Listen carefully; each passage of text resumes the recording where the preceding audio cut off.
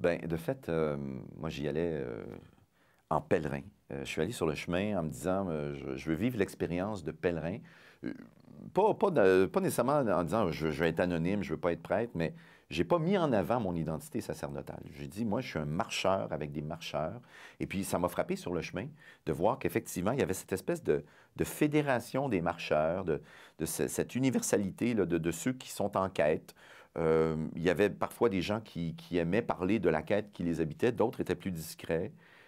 Moi, ce qui m'a beaucoup habité à ce moment-là, c'est effectivement là, de dire, nous sommes tous des marcheurs. C'est-à-dire que nous sommes tous des pèlerins. Qu'on soit en marche sur le chemin de Compostelle, qu'on en soit revenu, qu'on considère jamais y aller, on est tous en quête de quelque chose. Puis à ce moment-là, ce qui est bien, c'est de sentir qu'on peut s'épauler les uns les autres. Ce qui m'a beaucoup touché, c'est la fraternité, l'entraide entre les pèlerins, malgré le fait qu'il y avait des barrières de langue, de culture, de génération. En fait, non, il n'y en avait pas, justement. Il y avait ces barrières-là qui étaient franchies.